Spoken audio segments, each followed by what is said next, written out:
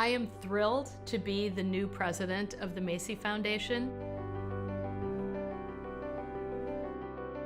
I have spent my entire career in medical education, and I have seen dramatic shifts in that whole educational process. And so to take some of the lessons I learned in my almost 4 decades at a major university and have the opportunity to spread that impact across the country seemed like an opportunity I couldn't turn down.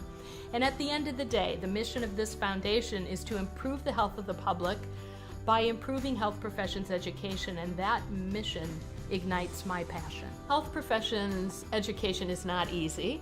There are many challenges. Among those challenges are the cost. It's very expensive to extend one's education to become a healthcare professional. It's especially expensive for physicians. Sometimes the sticker shock of a medical education is so large that it can intimidate students away from ever even considering applying to medical school.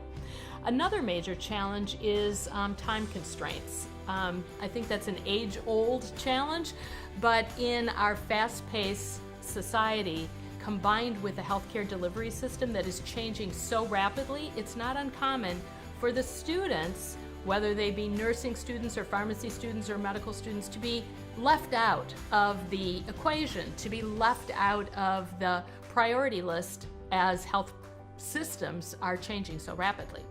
2018 was a very major year for the Macy Foundation in that we underwent a very big transition. We said goodbye to George Thibault, who had been the president of this foundation for the past 10.5 years and created an incredible legacy for this foundation and, most importantly, for health professions education all across the country.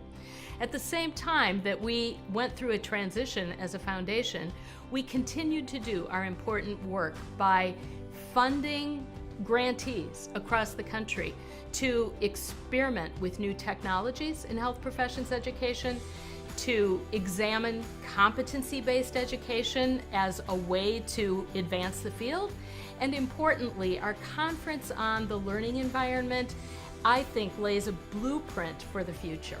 And so we're at the very beginning of my presidency, and I am looking forward to 2019. We're going to start a strategic planning process, and we look forward to continuing to collaborate with our grantees across the country, and I am especially interested in hearing from new voices. It's going to be a very exciting year. I can hardly wait to get started.